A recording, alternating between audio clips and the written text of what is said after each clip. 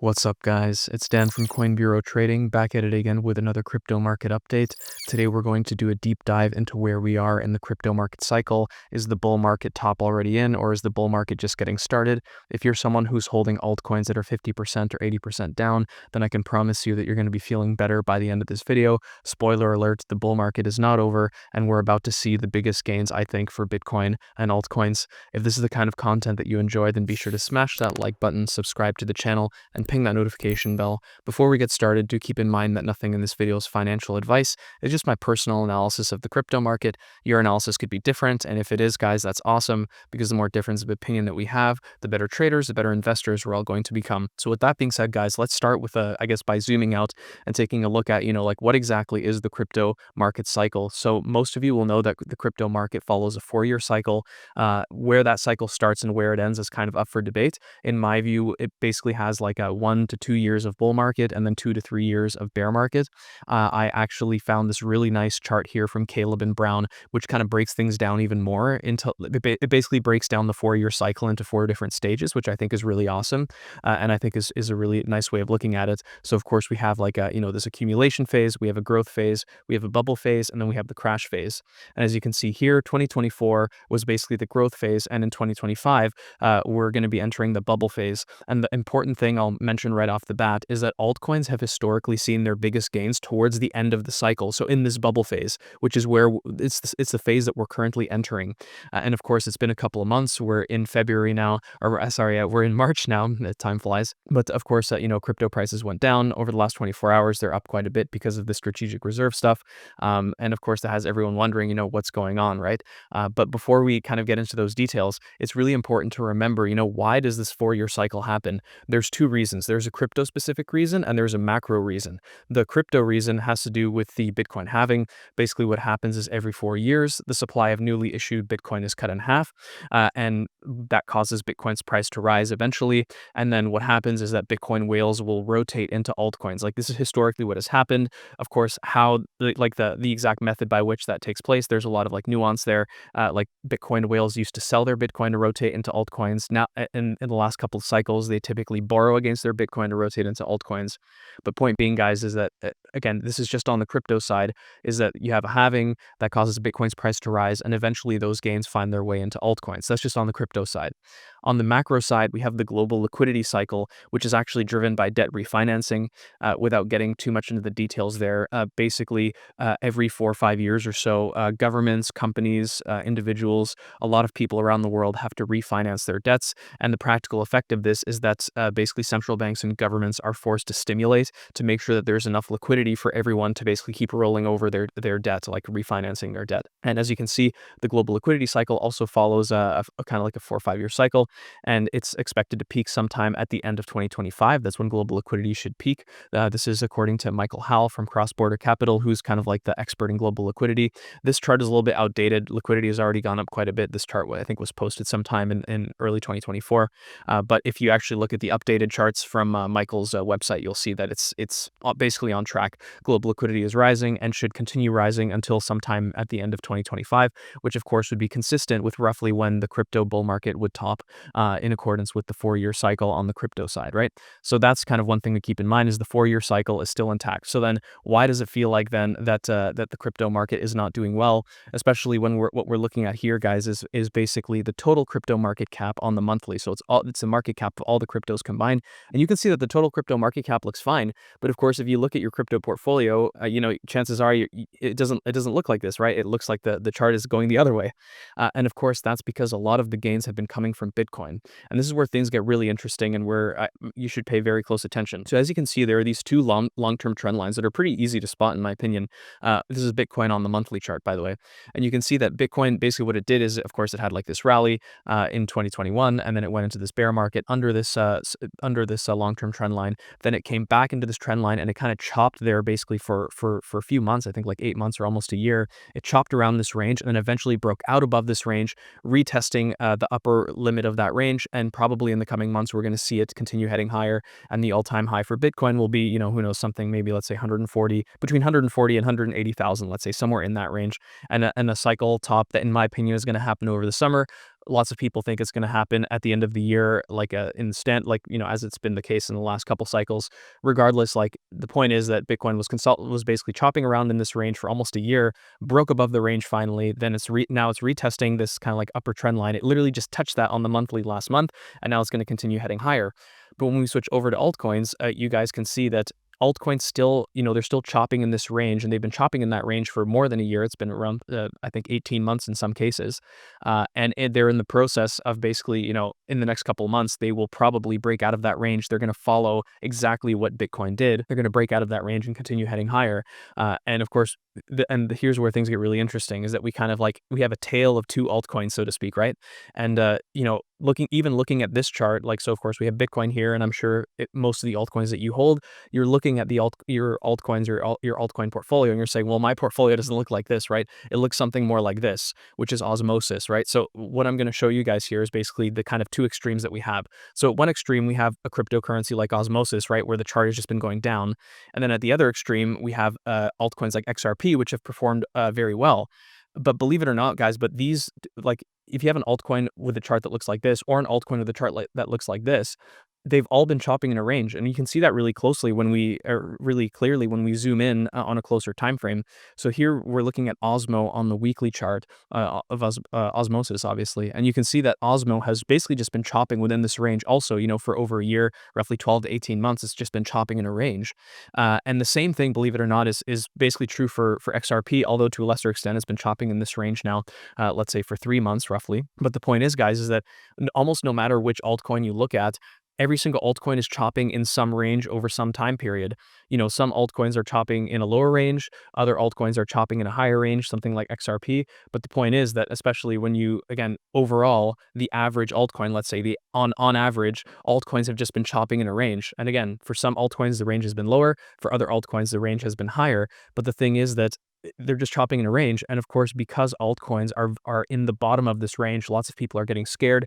They're worried that, we're going to see a break below this range, and then altcoin prices just keep heading lower. But in my opinion, guys, I don't think that's going to happen. Again, the 4-year cycle is still intact. It's quite clear. Bitcoin's going to keep heading higher. Of course, I'm sure there's a little bit of now FOMO and hopium with this Trump announcement. But the key takeaway, guys, is that, when a crypto is at the bottom of its range, there's one of two possibilities. Either it will bounce from that range and retest like the upper level of that range, or it'll break below. Given where we are in the cycle, the chances of it breaking below and entering another bear market, those chances are extremely low. Eventually, it's going to bounce from this level and retest this upper resistance.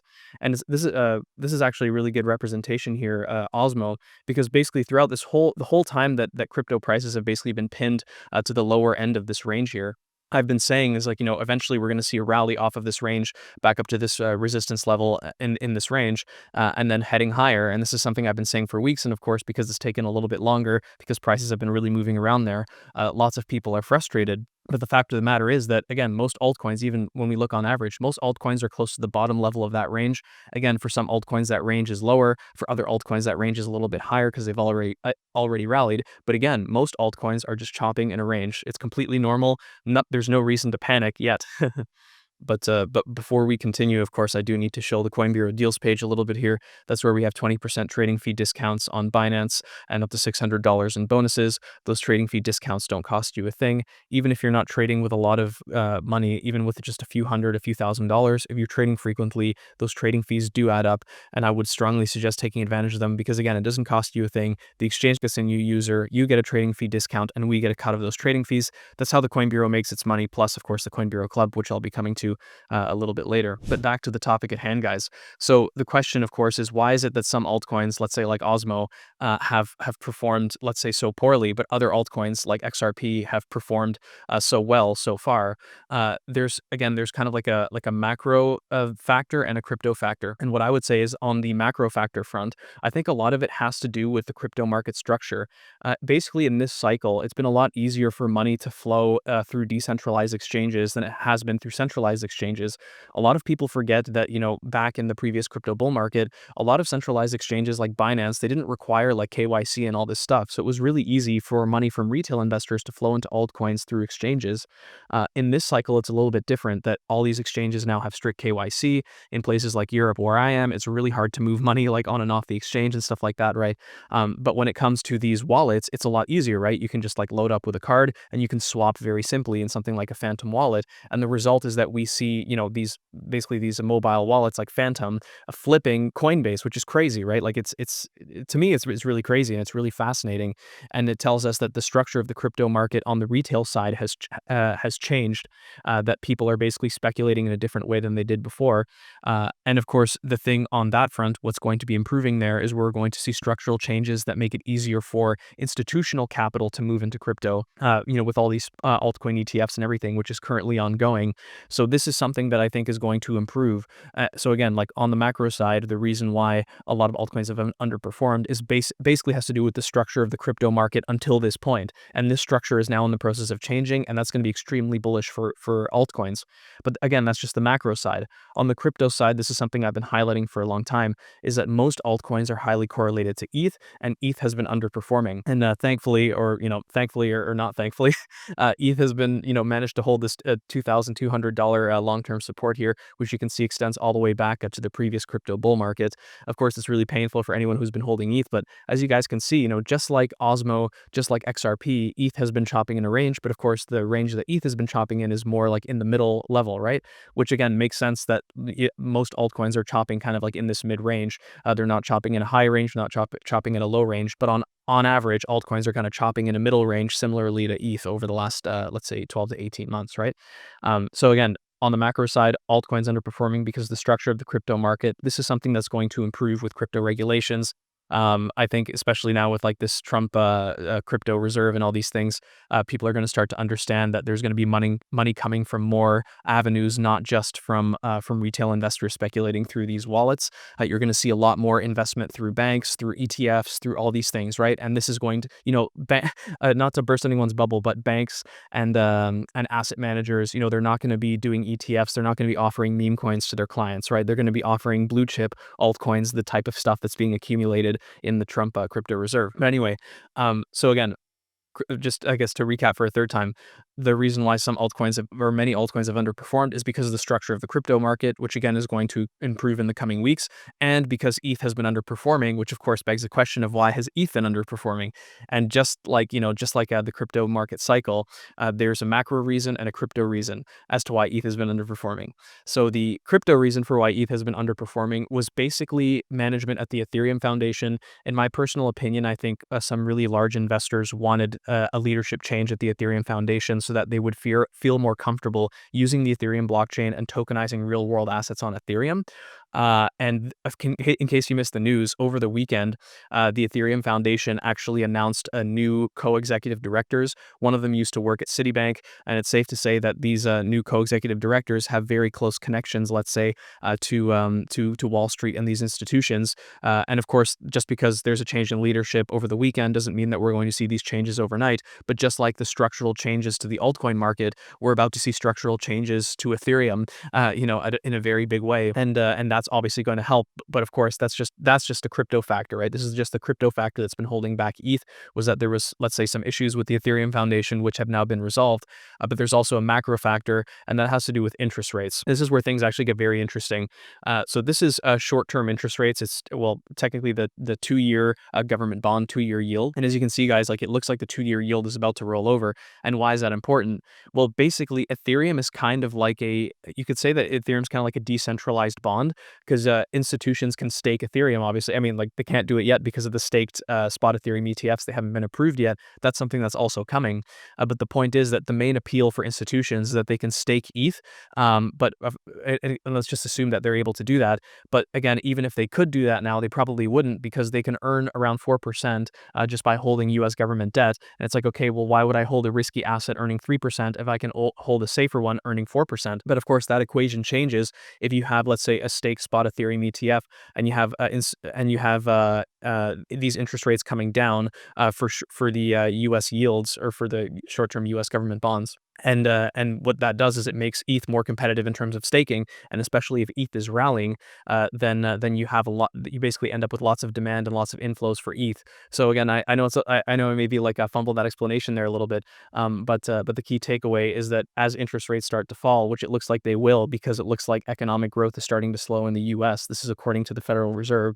It looks like these short-term interest rates are going to continue to fall. That's going to make ETH staking yields more competitive. Not only that, but when you have this environment when the economy is like a little bit weak and the Federal Reserve is having to lower interest rates but isn't panicking, this is the ideal kind of atmosphere. It's the ideal conditions for risk assets like crypto to rally. So if you have ETH rallying and offering a staking reward, let's say between 2.5 and 3%, and interest rates on short-term government debt have fallen to like 2.5%, and people assume that they're going to keep falling, then that makes ETH much more competitive, much more attractive as an asset to institutions. And again, I know it's a little bit hard maybe to wrap your head around, but the key takeaway is that there's changes at the Ethereum Foundation that will lead to more basically institutional integrations with Ethereum, and then you have basically falling short-term interest rates, as well as the introduction of staked Ethereum ETFs that will make Ethereum more attractive to institutions, also as an investment. So it's kind of like one way to think about it is that the change to the Ethereum Foundation will create the catalysts, and then the change to the staked Ethereum ETFs and the decline in short-term interest rates will create like the pathway for liquidity to flow, if that makes any sense. It's like you can have all the catalysts that you want, but if it's hard for money to flow into that asset, then it's not going to flow, right? And as I was mentioning earlier, kind of the main reason why many altcoins have underperformed is because basically there's just been too many barriers for liquidity to get into those altcoins, right? It wasn't possible for institutions to invest in these altcoins, and it still isn't yet, but it will be once these ETFs are approved. The really interesting thing about these quote unquote dinosaur coins like XRP and Litecoin is that they're very widely supported. You can buy them almost anywhere. And I do think that's a big part of why, these quote unquote dinosaur coins have outperformed so many other altcoins, is because they're just simply way more accessible. You can find them everywhere. Anywhere you find Bitcoin, you will find XRP and Litecoin, right? So this is part of why I think that only a handful of altcoins have outperformed so far. But again, we're going to see structural changes that will make it easier for investors to access these other altcoins like Solana, and all that capital is going to basically find its way into altcoins through various other forms. Here again, just to underscore the fact that Ethereum staking ETFs are coming by 2025 here, and it's easy to forget that the way that capital moves in crypto, as I mentioned right at the beginning of the video, you have lots of whales that will use their Bitcoin and also their Ethereum as collateral to borrow stablecoins and speculate in altcoins. So when the value of Bitcoin and Ethereum rise, there's more borrowing of these stablecoins and more speculation into altcoins, and of course a lot of that happens on chain, and that's going to create, I think, a very interesting dynamic. But the key point being, guys, is that again, on the macro front, there were some headwinds. On the crypto front, there were some headwinds, but all these headwinds have been resolved, and it looks like, in accordance with the 4-year cycle, that 2025 is going to be a very big year. And I'm going to talk a little bit about Solana, but before I do, I'll show you guys a little bit of a behind the scenes here in the Coin Bureau Club, which is where I'm kind of sharing these types of insights every single day. I believe that today, actually refresh the page here so you guys can see. Today, I posted about why AI and meme coins will rise again. Of course, I guess that's a really nice segue into Solana, because, of course, a lot of people were scared that with these recent unlocks, that Sol would crash. But after the unlocks, there was no effect. As always, like this is something I was mentioning, I think, for weeks now, is that all this FUD around the Sol unlocks and everything, what tends to happen is that retail investors will sell ahead of the unlocks because they're scared of the sell pressure. But then when the unlocks actually happen, the investors don't sell, and then prices actually rally. I think that Sol was up 10% on the day that the unlock started on March 1st, which is pretty crazy. And of course, it helps that a lot of these investors who bought this Solana and were basically being given these unlocks, they publicly announced on Twitter/X, basically saying that, hey, like, I bought this Sol at $64 OTC, and I'm not selling anyone because I think it's going to be way higher in the coming months. And that's obvious, and it's hard for people to see that, because they say, okay, but how is Solana going to pump when there there's when it was all dependent on meme coins. And the answer, guys, is that Solana is not just used for meme coins. Solana is going to be used for payments. This is a headline from last May that I'm sure a lot of people forgot because it looks like not many people looked at it. PayPal basically launched its PYUSD stablecoin on Solana last year and is explicitly targeting payments use cases. And you might think, okay, well, who cares? Well, besides the fact that PayPal is the largest payment processor in the world by some metrics, of course, there's lots of people involved in PayPal or previously involved in PayPal who are very close to the Trump administration. And this is where things get really interesting, is that literally just a few days ago here, PayPal announced that they basically have very big plans for their PYUSD stablecoin, that they're going to be targeting their 20 million merchants, trying to encourage them to use PYUSD. And do you think those merchants are going to use Ethereum? I don't think so. I think they're going to use probably Solana to move PYUSD around, right? Because it's way cheaper, it's way faster and everything. And of course, as I was just mentioning or highlighting throughout the whole video, you need two things for an altcoin to pump. You need a catalyst, and you need basically the ability for money to flow into that altcoin. And again, that second part is something that's been missing for a lot of altcoins. So even when they were making all these bullish announcements, you wouldn't really see many inflows. Again, there were some exceptions like Litecoin and XRP because they're just so available. It's so easy for money to flow into them. And we're about to see those structural changes for other altcoins. And to really drive this point home, in case you missed it, there's spot Solana ETFs that are currently in process. And what's really interesting is that the CME recently announced that they're going to be launching Solana futures on March 17th. Why does that matter? Because basically one of the reasons, or at least it's believed that one of the reasons why the spot Bitcoin and spot Ethereum ETFs were approved was because there was a CME futures contract for Bitcoin and Ethereum.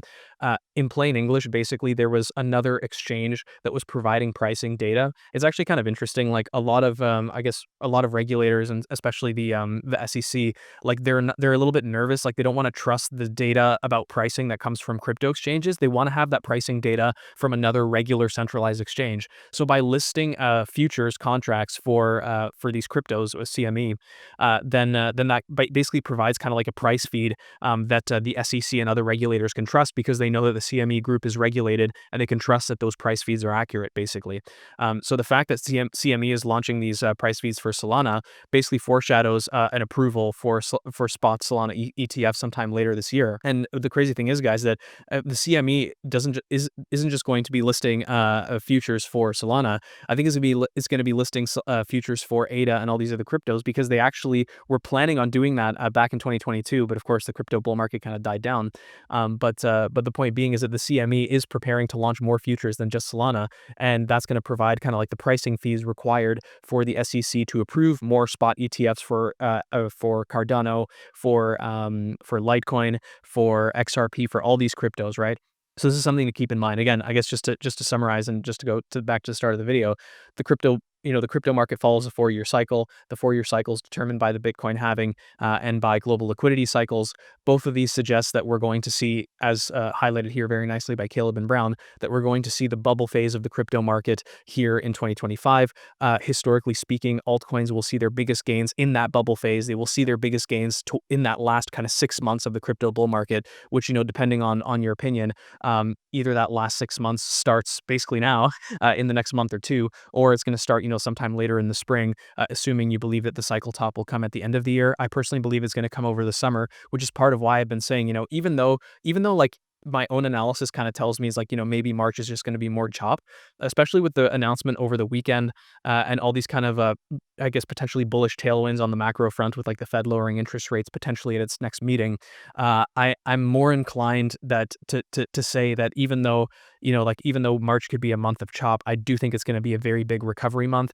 You could make the argument that we're already seeing early signs of that. I think it's a little bit too soon to say, which is why I'm not like declaring victory or anything. But I will say it's really funny. Like at the last week, I was saying in the videos last week that at the end of the week we would see a recovery, and then literally like on Sunday around noon, we saw like a huge recovery. But of course, a lot of altcoins are still kind of struggling, not necessarily back up to the levels they were a few weeks ago. So I'm sure many people would argue that's not a recovery, and I would agree with them. I do think the recovery is going to start here in March, and I think in the coming months we will get that bubble phase with all these structural changes, all these ETFs, whether it's Ethereum staking ETFs or spot Solana ETFs, is going to make it easier for a lot of capital to flow into crypto. And as you can see, there are no shortage of kind of catalysts coming up that could cause money I guess encourage money to flow into these altcoins. So Yeah, guys, if you hold I guess long story short, if you hold a quality altcoin, especially one of these blue chips, these layer ones, or even top altcoins on these layer ones, like if you hold like top altcoins on Solana or top altcoins on Ethereum, or if you hold XRP or Litecoin or basically any blue chip layer one and blue chip altcoins on that layer one, then you're probably going to be fine. If you're holding a meme coin or some, very speculative thing, probably less so. But if you have a quality project that you believe in and that you think has like good backers and a strong narrative and everything, and all you have to basically just think about it this way: if the is it easy for capital to flow into that crypto compared to other cryptos of a similar size, if that makes any sense, right? Is it easy for let's say capital to move into an altcoin that's on Ethereum? Obviously yes, because there's so much liquidity coming out of Ethereum's like DeFi ecosystem and everything, right? But if it's an altcoin on like some, I don't know, some other chain like Ontology, right, probably not going to do as well, right? And again, my personal opinion is that everything is going to pump. It's just a question of when, how much, and what the risks are involved. If you want, to know which altcoins have the most potential to pump, which ones have like, the strongest narratives, the best chance of pumping, this is exactly what we do in the Coin Bureau Club. So be sure to check that out in the description if you're interested in joining. And if you did make it this far, then be sure to smash that like button, subscribe to the channel, ping that notification bell, and I'll see you in the next one.